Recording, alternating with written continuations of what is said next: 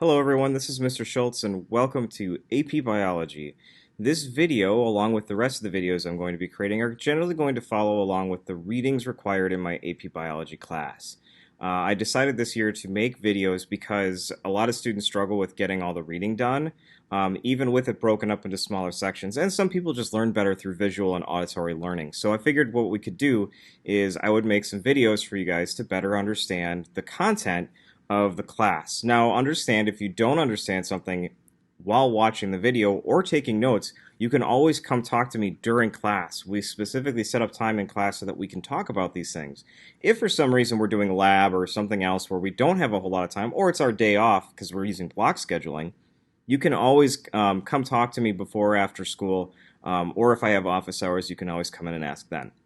So, let's talk a little bit about the format of these videos. This first video is both a welcome to AP Biology video as well as covering the content for Chapter 1 of Biology in Focus. It's the textbook we use for AP Biology, at least in my class. And so as we go through the different reading sections that are required for the knowledge for the AP test, I figured we should just have some videos as well. So if you want to, you can sit and watch these videos as well. Some of them will be really short, like 5 minutes, and other ones could be up to a half an hour to 45 minutes, depending on the content we're looking at. If it's a whole chapter, it's probably going to take us some time to get through it. Also keep in mind that these videos don't always cover all of the material in this chapter. I skip over certain sections, or if it's something that I feel like you need to read through, instead of just listening to me drone on about it, you might have to go back and look at it. So this does not completely replace all of the book notes most of the time. So, without further ado, we're going to take a look at the AP Bio class as well as Chapter 1 of Biology in Focus. So, AP Biology is broken up into 8 major sections. In the past, they only had, basically when I took AP Biology, it was very similar, but we didn't have, I don't think we had a whole lot of evolution at the time. But a few years ago, they updated the test to cover what were called the 4 main ideas. And our textbook is built around these 4 main ideas. And the AP class still is as well, but they kind of modified it because teachers and students were struggling with it. So what we did is we broke it up into 8 major sections. So the first section is biochemistry. It's talking about like carbohydrates and proteins and DNA and all that stuff and how they form, as well as some of their types.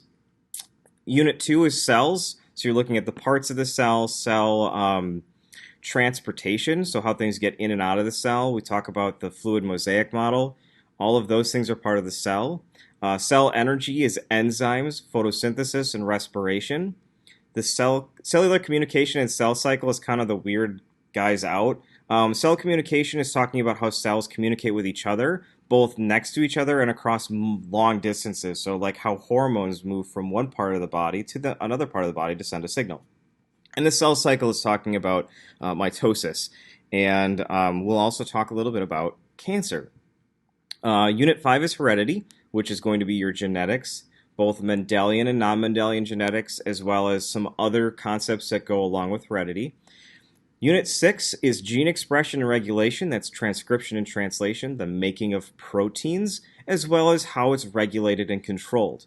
In my opinion, Unit 6 is oftentimes one of the harder units for students to really learn about, but it could be completely different for you. Unit 7 is natural selection. That's the evolution unit. And then Unit 8 is ecology. 7 and 8 take up most of the spring semester for us. And the reason for that is because they're big concepts, particularly natural selection. What you're going to learn as we talk through AP Biology is that evolution is kind of what holds all of biology together. And that's really, really important. It's one of the major themes. So, let's talk a little bit about the AP Bio test. This could be different depending on what's going on. So this video is being recorded during a nationwide and worldwide pandemic. And so what we're dealing with right now could be different than what normally happens. The last AP test, which was done in the spring of 2020, was only FRQ questions and was done online. That could change. So I'm going to talk about the regular exam, and if it changes, we'll talk about it in class. So the test is broken up into 2 major parts. The first 90 minutes is multiple choice. There are 60 questions. They cover content from the beginning of this year to the end of the year. Generally, it's a lot of questions where they give you like a graph or they describe an experiment and they ask you to describe or answer questions related to it. There's not a whole lot of like rote memorization questions. They're never going to ask you the definition for something. It's pretty rare for them to just ask specific just knowledge questions, but there are some. The second 90 minutes is the free response questions, and there's actually 6 of them. The first question is interpreting and evaluating experimental results. The question 2 is interpreting and evaluating experimental results with graphing, generally asking you to make a graph. Question 3 is asking for scientific investigation. Question 4 is conceptual analysis. Question 5 is analyze a model or visual representation. And question 6 is analyzing data. As we go through the school year, what we'll talk about is how these different ones come up, and you'll see them on our tests and in practice and other things. Before the actual AP exam, we will be doing numerous FRQ style questions, both in class, in reviews, all of that stuff, because these questions are worth quite a bit of points. They're worth half of your test, really. And in my opinion, they sometimes are easier to get points on, even though most people find the multiple choice questions to be easier. Because a lot of the information you just write in the question. You just need to be able to remember and interpret the data, remember the concept and how it works. A lot of questions on the AP test are going to be things like, hey, what happens when this goes wrong? Or what happens when this signal is blocked? And things like that. So it's a good idea as you're going through AP biology class to look at the concept and think about what ifs. What if this happens?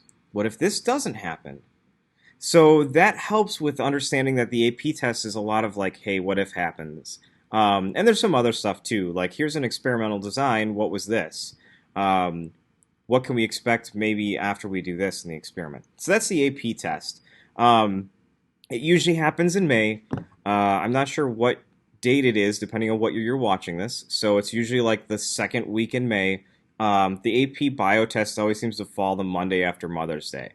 So just be aware that the test is coming. The whole point of this class is to get you ready for this test. Now, you might be taking it as a challenge. You might be taking it because it looks good on your transcripts, but understand that we are prepping for a test at the end of the year.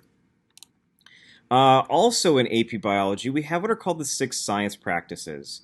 And so these are things that we're going to be doing throughout the school year. Some of them more than others. Like you'll notice number 6 is argumentation. We do some of this, but we don't spend a lot of time on it. But you will have to be able to back up your claims. So that's part of CER, claim evidence reasoning. So number 1 is concept explanation. You need to be able to explain biological concepts, processes, models presented in written form. This is a lot of rote memorization. Can you provide the steps in this process? Can you explain this specific part, this specific step in a process?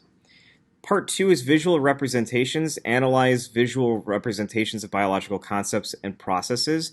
This could be looking at a model. It could be looking at a chemical reaction. Perhaps it could be looking at a table or a graph, but that also goes into number 4.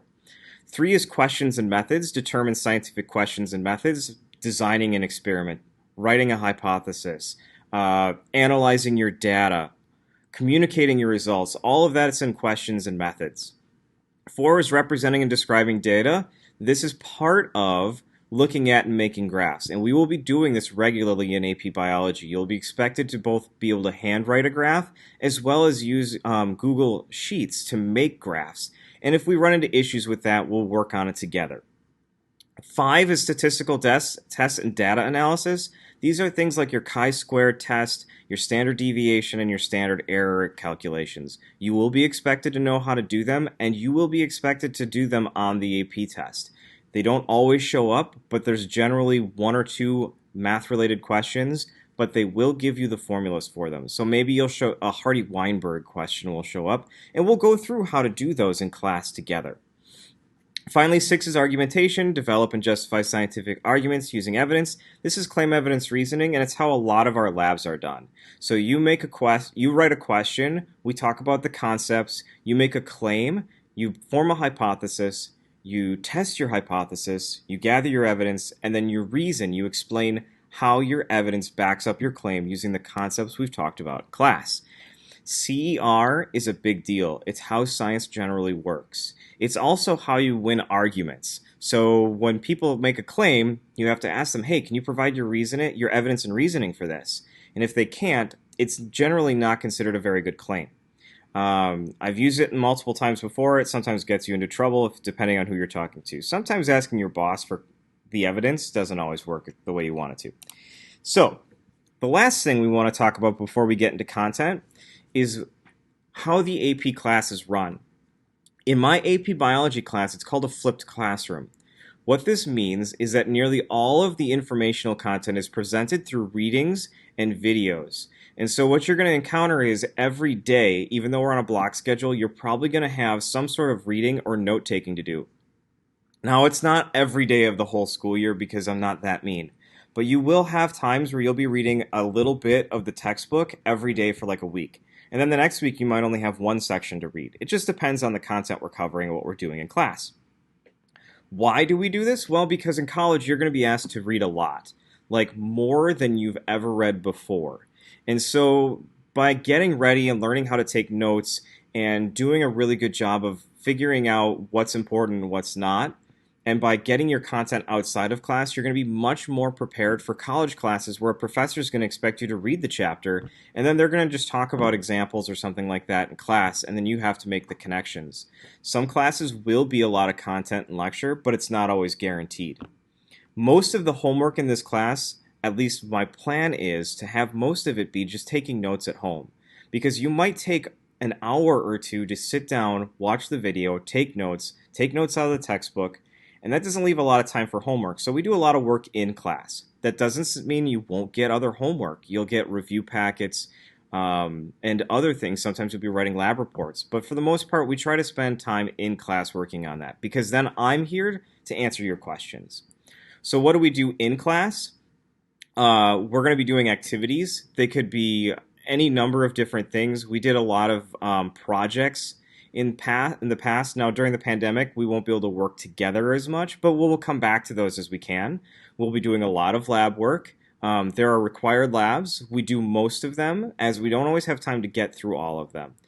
There are discussions where we sit and we just talk about the content, or we talk about how we can apply the content, maybe some of the things that can go wrong, things like that. And then finally, we have tests we review, where we review for tests. Sometimes we review previous content because it helps us understand the current content. And then we do what are called, well, we're going to do tests and quizzes, of course. Mostly tests. I don't do a ton of quizzes, but if you want more quizzes to test your knowledge, I can help you with that. We can get some to you. We'll also be using what's called AP Classroom, where there will be available review questions that are similar to old AP test questions, where you'll be able to test yourself using them. And I'll open those up as we get closer to each unit, or possibly I might start printing some of them out as it makes it a little easier. So the first chapter of Biology in Focus, our textbook, is Evolution and the Foundations of Biology. It talks about the 4 big themes in biology. So the first theme I want to talk about, and I'm going to move my head down a little bit so I'm not blocking, is new properties emerge at successive levels of biological organization. The textbook goes with number 1 being biosphere and then working down to smaller and smaller. But if you think about it, a lot of times we work small to big. And it just depends on how you want to look at it. So the big area is the biosphere. It's just the planet. Okay, everything living on the planet is part of the biosphere. Then you have ecosystems, which are specific areas with specific climates and similar organisms. Communities, which is all the living organisms in a given area, a given ecosystem. Populations, which are all the organisms that are of the same species in a given area.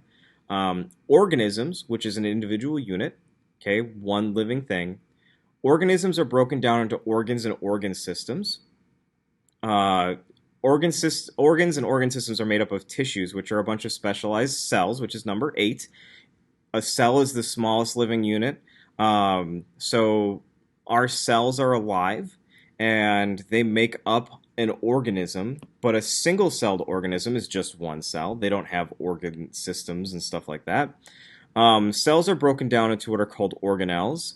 They are small, generally membrane-filled parts of the cell that do specific jobs and keep chemical reactions separate, and then organelles are made up of molecules.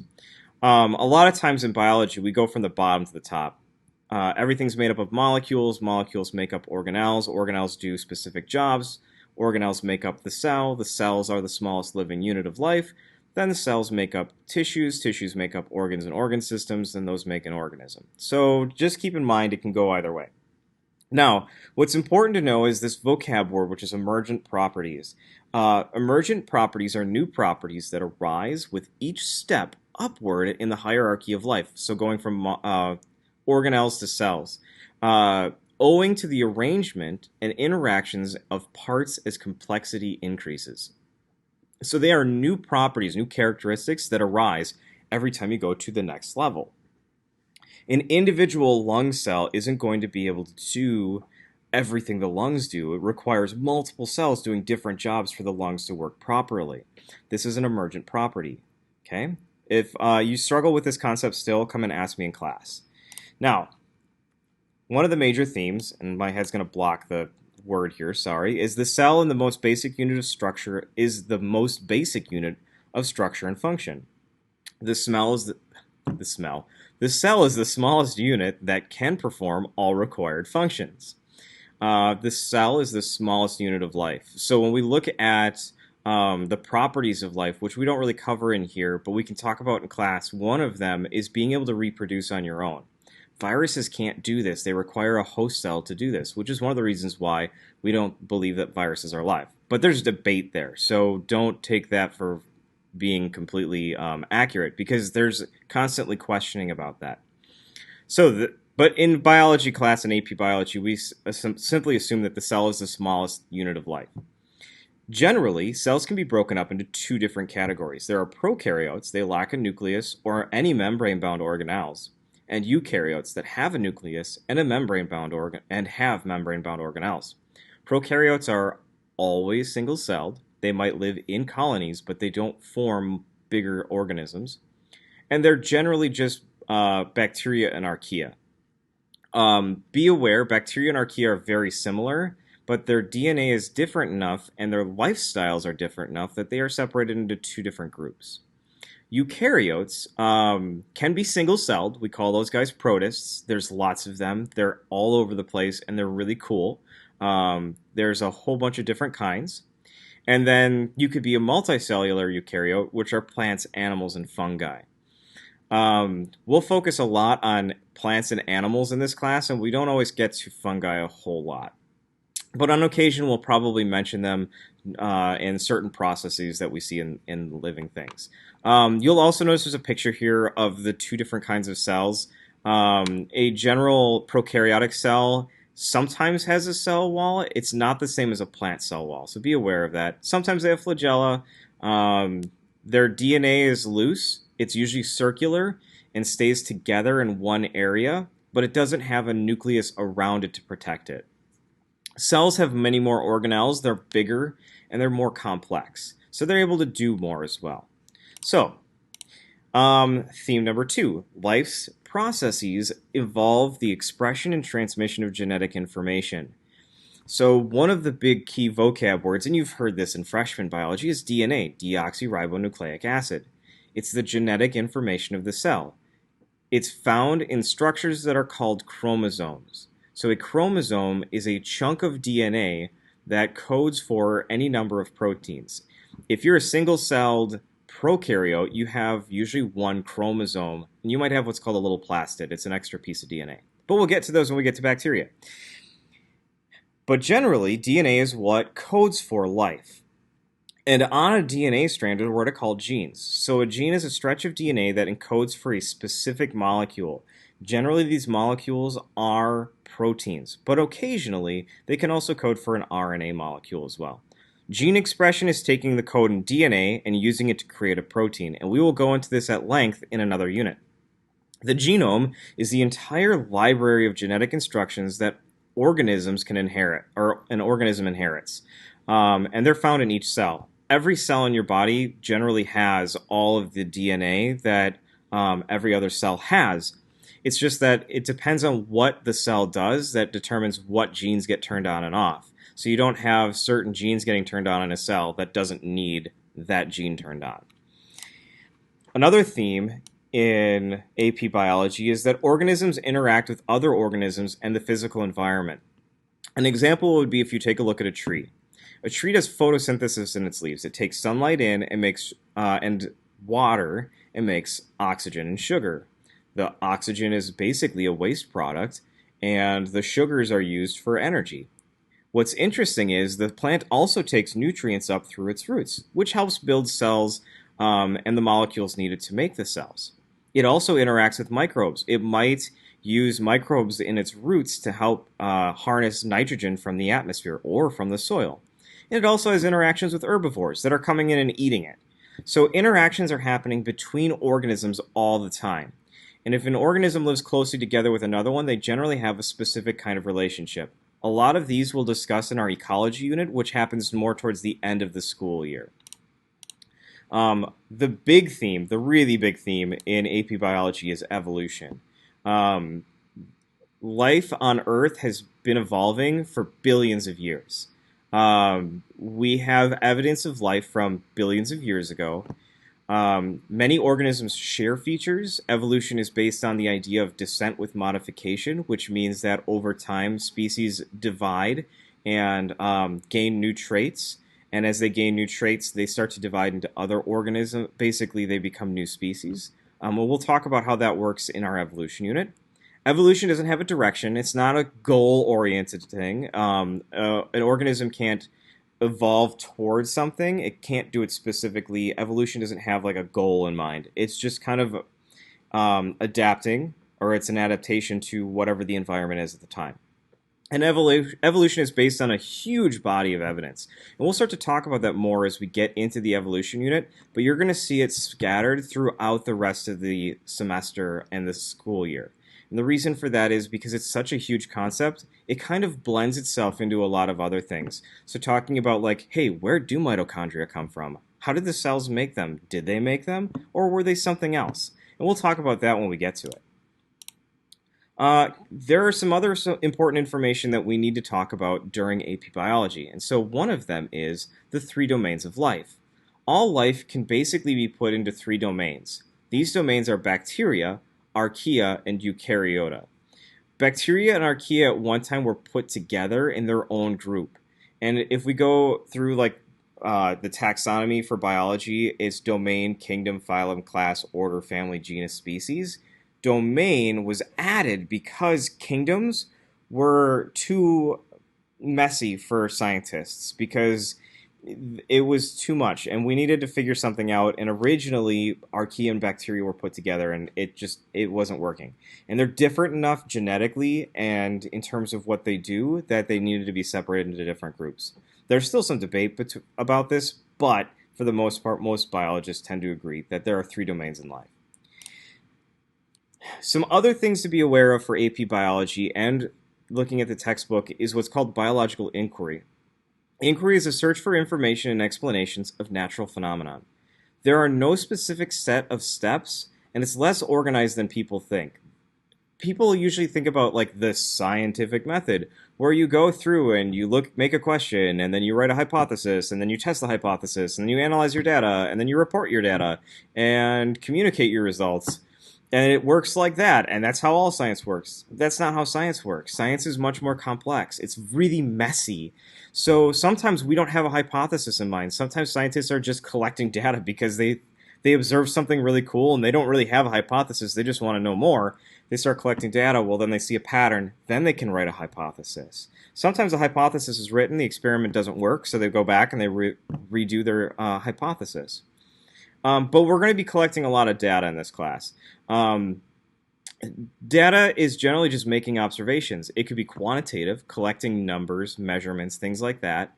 It could also be qualitative, describing what happens. A lot of times qualitative data gets left behind, and we forget that we also want to be able to describe it, because numbers are great. A chart is awesome, a graph is fantastic, but sometimes I want to know what it looked like. And so that's qualitative data. And then we also use what's called inductive reasoning.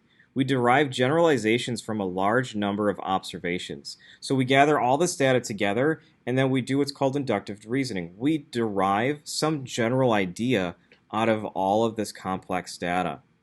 And so what we do is we just use these processes to figure out what's going on. So the scientific method is much more circular, and it can go back and forth. So you could form and test your hypothesis, and you look at your data, and it doesn't make any sense. And so you have to go back and you have to be like, well, did I have a bad hypothesis? Or did I interpret my data wrong? Did I make a mistake? Do I need to use a different kind of graph? I also might need to gather more information. I might need to contact other professionals in my field and ask them if they've encountered the same issues. The scientific method is messy, but it's really cool because it helps us with understanding. Which brings us to the next part, a hypothesis. A hypothesis is a tentative answer to a well-framed question. Heaven help you if you use the "it's an educated guess." It's one of my pet peeves in my class, and it's something I try to break my freshmen of right away. A guess sounds like you're just pulling it out of nothing. And generally, a hypothesis needs to have some information provided from somewhere else. At that point, yeah, you're educated, but not guesswork just sounds bad. So it's a tentative answer to a well-framed question. What causes this to happen? Well, I think that this causes this to happen. It's an explanation of a trial. It needs to explain what's going to happen in your experiment, and it leads to predictions that can be tested by making more observations or performing an experiment. An example might be like, hey, why did my flashlight die? Well, maybe the batteries are dead. Well, I'll test that by changing the batteries out. Well, the flashlight still doesn't work. Maybe the light bulb is dead. Replace the light bulb, flashlight's still dead. Well, maybe there's something wrong with the coil inside. So I take a look at the coil and it's been corroded. I've now done an experiment where I've looked through, I've changed the possibilities. My hypothesis has changed, it's not a theory. And so I just keep going back until I figure out what's wrong. This works the same way in science that it does in fixing problems at home or on your car. You just got to keep playing around with it. Now, sometimes you get lucky and there's a diagnostic tool, but not always. But some things to keep in mind for a hypothesis. You need to explain what you expect to happen in a hypothesis. We predict that this will happen because of this. You need to be clear and understandable. Don't use ridiculous language. Okay, this is an English class. We're trying to get to the point.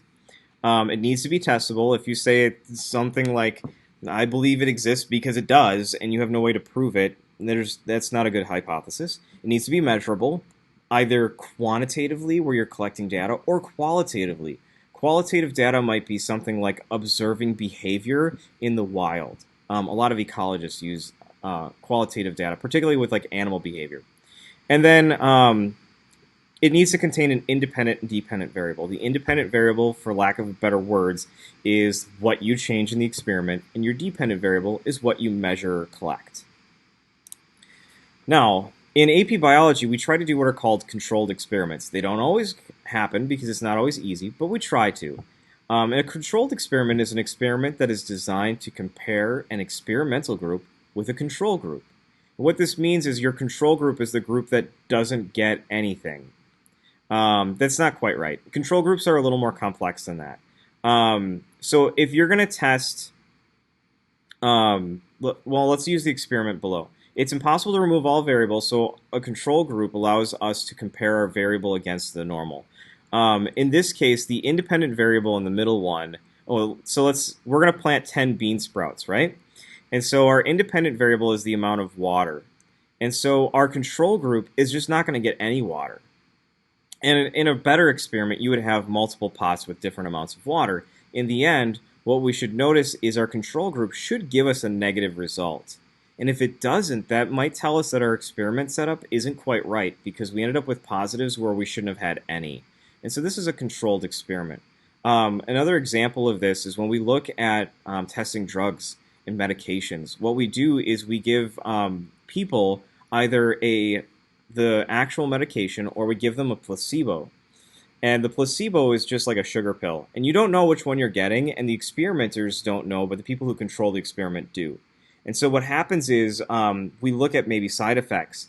And if the person who has the regular medication has this side effect, but the person with the placebo also has that side effect, that could tell us that that side effect might just be some sort of what we call like a psychosomatic symptom. where you're creating it yourself. So, one last thing I want to talk about for biology, an AP for this video, is what is a theory? This is one of those concepts that a lot of people don't understand. A scientific theory is an explanation that is broader than a hypothesis, generates new hypotheses, and is supported by a large body of evidence. A theory needs to have a lot of evidence behind it because it's how we explain how things work in biology class and in science in general. Theories are often modified and sometimes even rejected. So an example of a rejected hypothesis, or a rejected theory, excuse me, is the theory of gravity that Newton proposed. The reason it's been rejected is it didn't take into account gravity from smaller bodies of mass.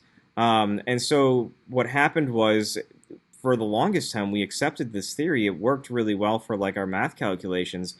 But then Einstein started to look at it, and a few other people started to look at it and figured that maybe this wasn't quite right. And so what they did is they started to form experiments and other things and developed a new theory. New evidence can change what we know. A good example of this is at the beginning of the COVID-19 pandemic, there was pushes towards certain things, like not wearing a mask. Masks aren't effective. But as time went on and we started to do research and we started to look at the countries that were doing really well against it, we found that masks did work. And so what happens is we publish information, we form new hypotheses, we test them, and then we publish them and we start to develop a theory. The theory that masks work against this virus. Now, they're not perfect. Keep in mind the virus is hard to control and there's other factors involved. But for the most part, we understand that certain things work. Sometimes data comes along and it changes our theory. Sometimes it throws the whole hypothesis out the window. An example might be that at one time archaea and bacteria were also put together in one group, but we separated them as we learned more about their DNA, which is pretty important. Now, there's something to understand about science class, and that's theory and law. And this is one of those things that people really, really struggle with. And it's unfortunate because they're really big concepts. A theory is an explanation of how something works. A law describes a phenomenon that happens. Laws don't explain how things work. They just describe what happens. And so the law of segregation explains how genes are separated into different parts because sperms are separated and provide more randomness during genetic recombination. Both are developed under repeated successful predictions, though. They both require evidence for them to work. And another example of a law would be like the law of gravity. What comes up must come down. Like, we can do a whole lot of experiments to show that that works, but it doesn't explain how does gravity work. For that, we need more information. Also, be careful of the word theory, because in science, it means something very specific. It's an explanation supported by scientific evidence. It's not just a theory, which is what I hear a lot of adults say and a lot of politicians say because they don't understand what the word means. They're used to what's called a layman's term theory, which is maybe an opinion, hunch, or guess. I like the Amoeba Sisters and their little cartoon, so I used one here. Their theory is, I have a theory that this platypus predicts the weather. That's a hunch or a guess or opinion. You could say that. It's like at the beginning of Lilo and Stitch where she says she has to give the fish a peanut butter and jelly sandwich because it controls the weather. That's a theory. It's an opinion or a guess. Whereas a scientific theory is if maybe she did an experiment with this fish and fed it different sandwiches and recorded what happened to the weather, maybe, but not really good science. So just keep that in mind. A theory in science is much more concrete in terms of its explanation and its evidence. That's not to say they can't change, but things like the theory of evolution, as we've collected more and more evidence and as we've gotten better at looking at DNA and comparing DNA between organisms and even organisms within the same population, we get more evidence for it. And as we dig up more dinosaur bones and more fossils and things like that, we get more evidence for it, and it's really cool. And so there are a number of different theories that have been around for a long time. Evolution's one, cell theory is another, and we'll probably look at these off and on throughout class this school year. So I believe this is the end of the PowerPoint. I'm sorry, this one's a little long. If you want to just review it, or if you want to use it for review, you might want to watch it at faster speed. The next video will be on general chemistry, not my strongest subject, but we'll give it a shot. So hopefully this video wasn't too boring, and I'm sure we'll have a great school year this year. So I will see you in class.